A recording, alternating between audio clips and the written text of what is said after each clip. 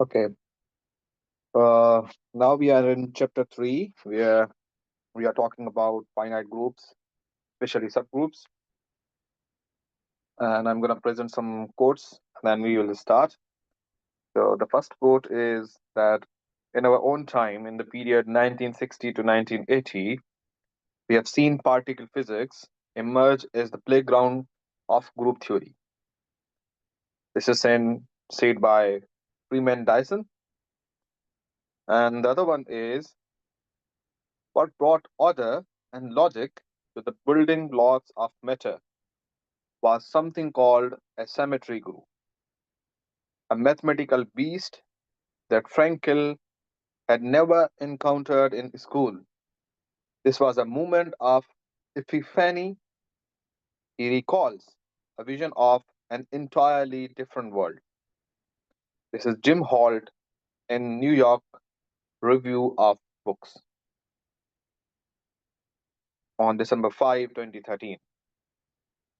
And along with these two quotes, let's start by terminology and notations.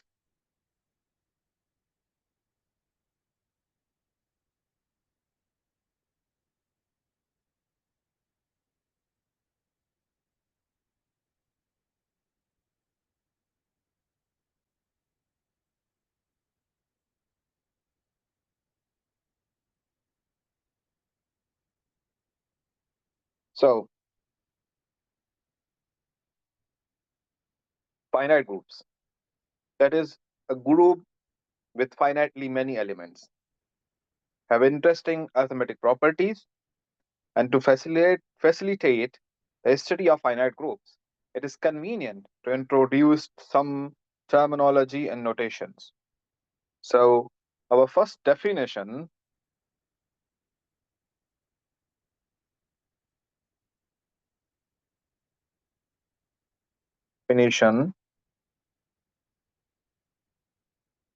is of order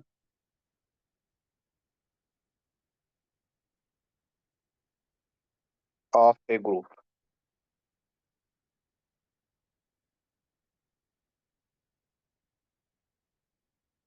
And that we can say the number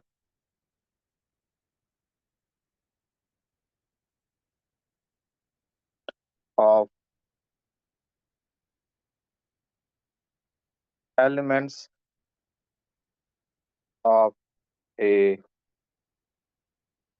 group that can be finite or infinite is called its order.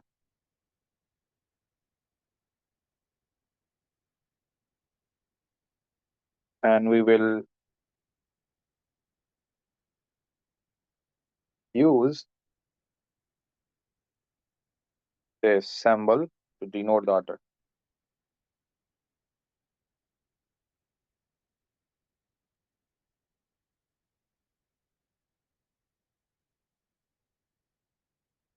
Okay. Then we have another definition. So thus you can say the group Z of integers under addition has infinite order, whereas the group U of 10, which we have done previously in the last chapter, which has only elements 1, 3, 7, 9, under multiplication modulo 10, has only 4, is order 4. So, so I can write that example order of Z is, or I can say G is equals to Z with addition is of infinite order, and order of U of 10 is 4, is U of 10 have only elements 1, 3, 7, n.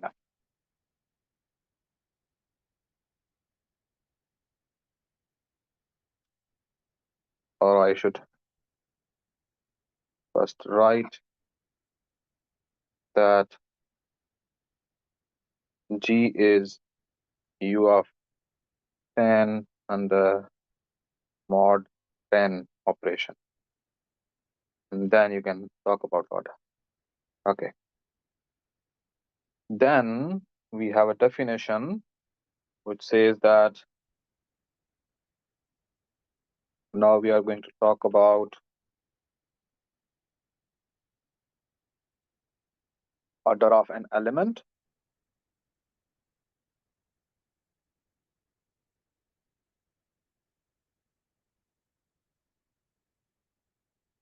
Okay. So the order of an element G in a group G is the smallest positive integer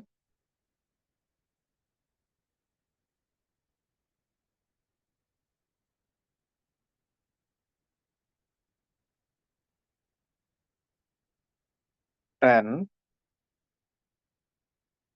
such that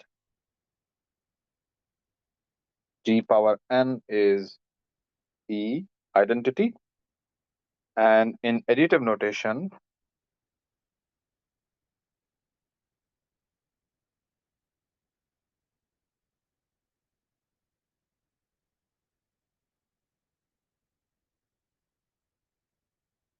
this would be, in additive notation, it would be n into G is 0. If no such integer exists, if no such integer exists,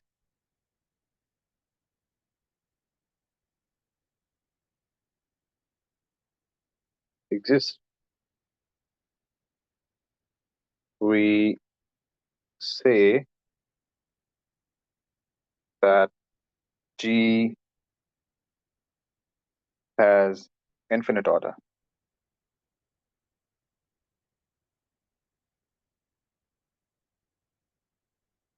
The order of an element G is denoted by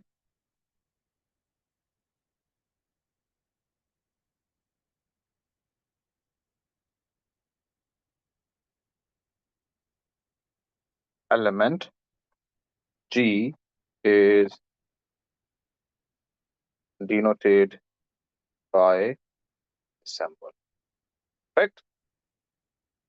So to find the order of a group element,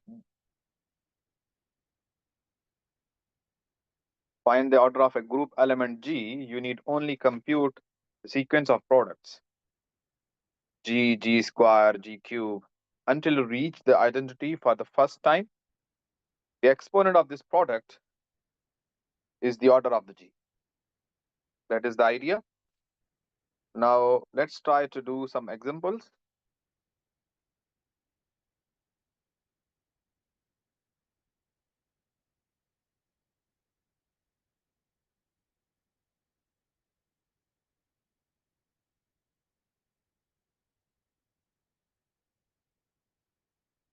So we consider a group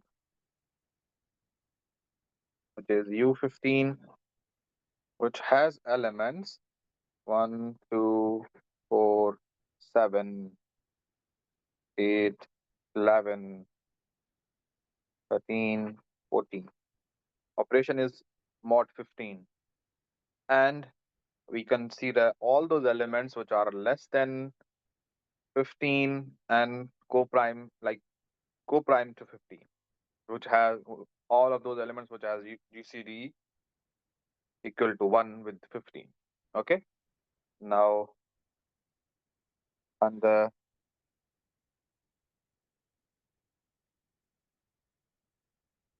multiplication mod 15, right?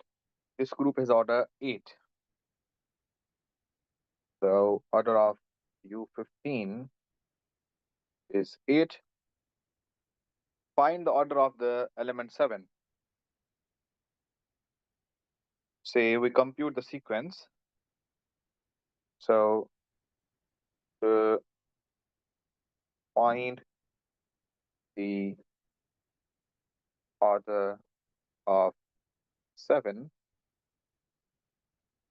we compute the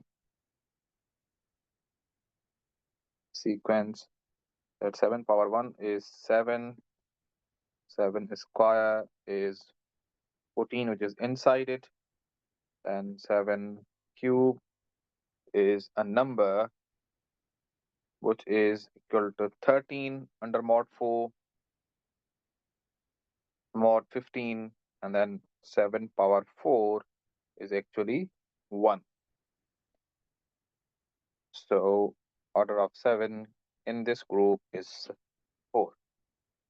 Similarly, to find the order of L of 11 of 11,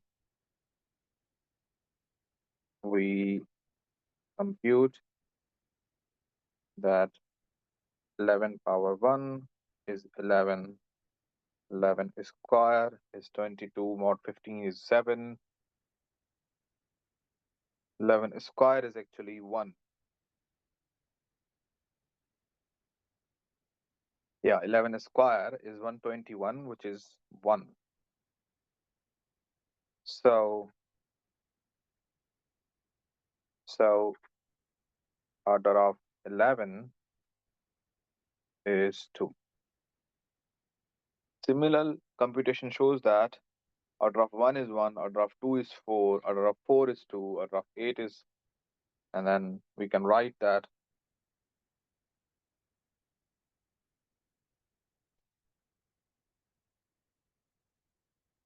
similar computations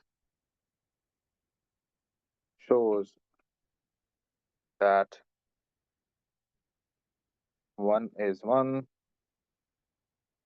order of 2 is 4, order of 4 is 2, order of 8 is 4, order of 13 is 4, and order of 14 is 2.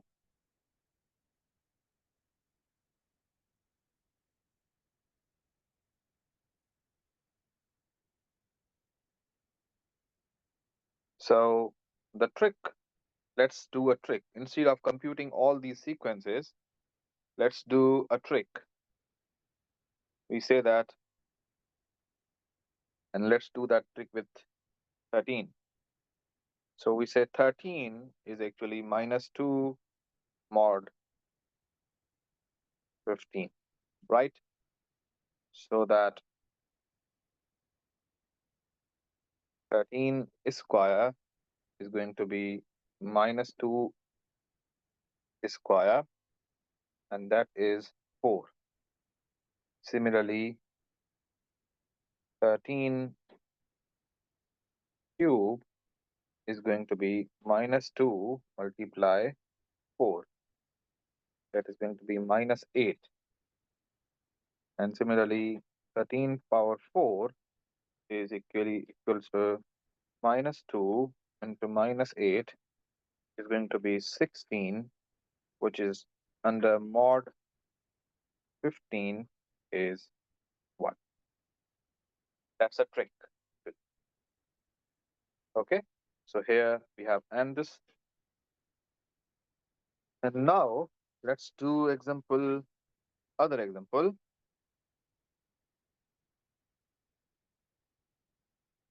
So example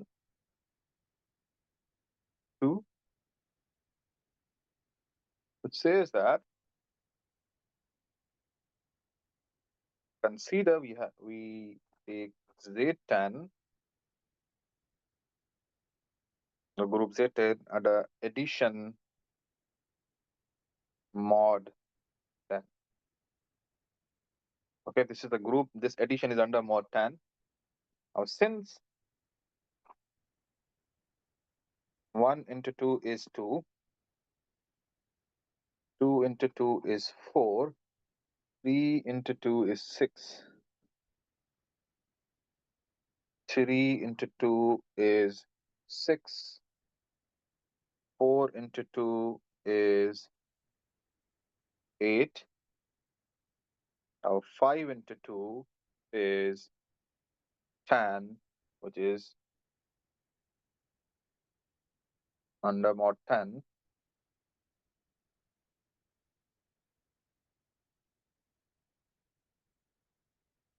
Is 0.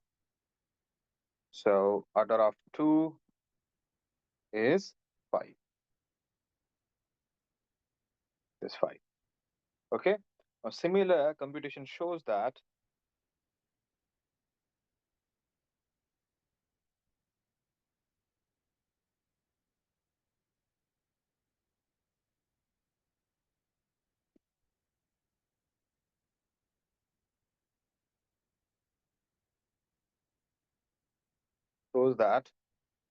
order of 0 is 1, order of 7 is 10, order of 5 is 2, order of 6 is 5, and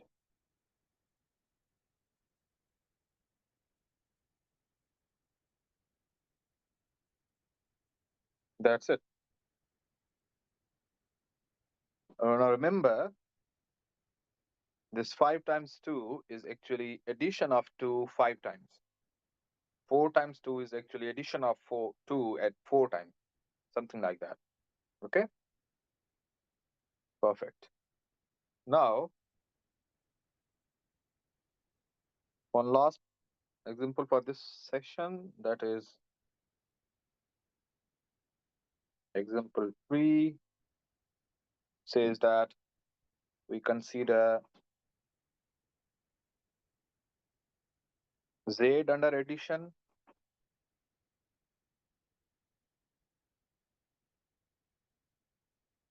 Now here,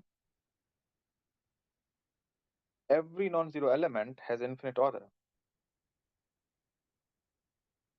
Every non-zero element have infinite order, since the sequence A, 2A, 3A never end includes 0.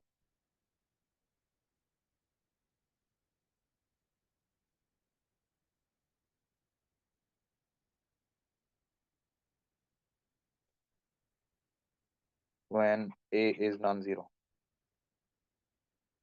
Okay. Then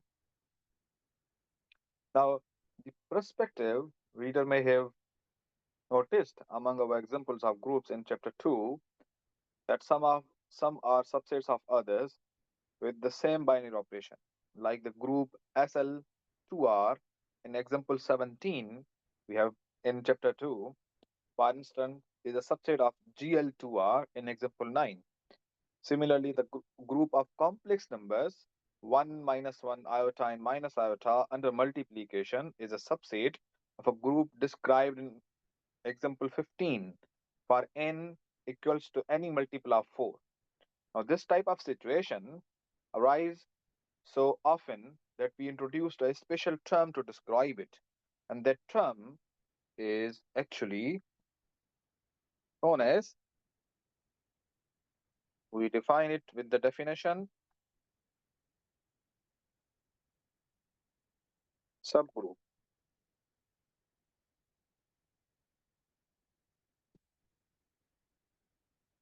We say that if a subset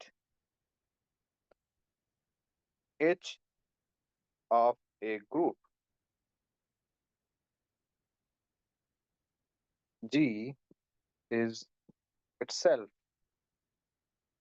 a group under the operation of G,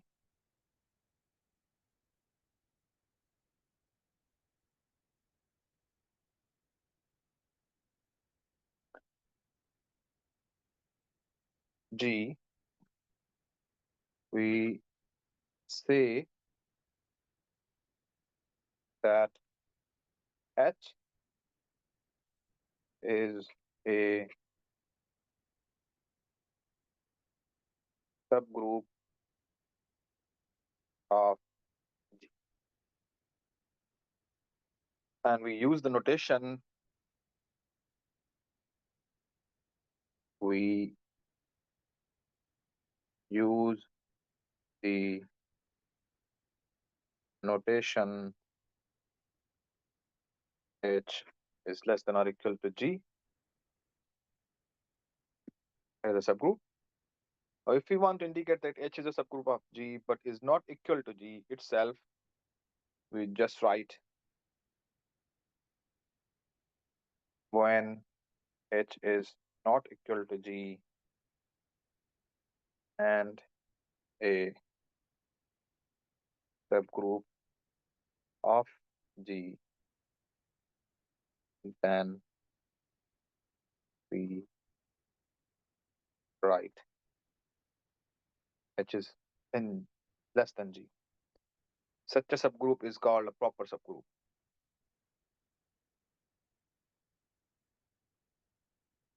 Here H is a proper subgroup. Then the subgroup which only contains the identity element is called the trivial subgroup.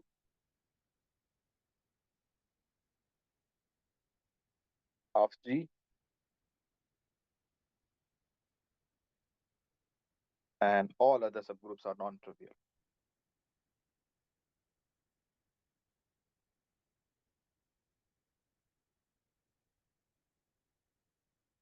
Notice that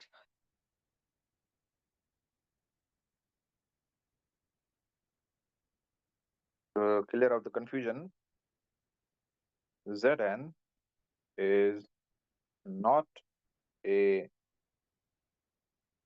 subgroup of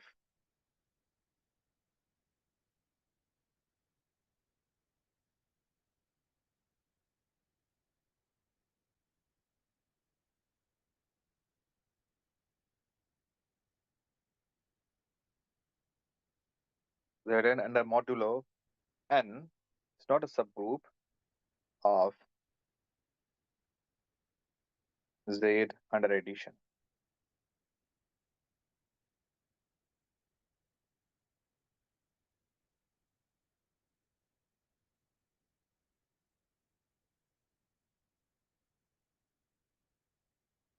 Addition.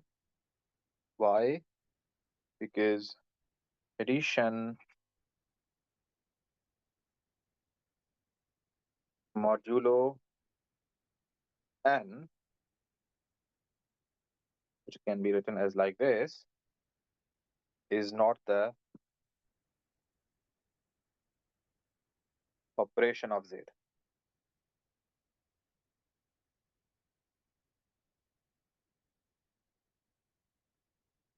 Okay. Now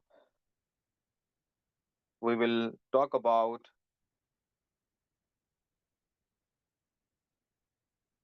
here. We will end this part of lecture, and then we will talk about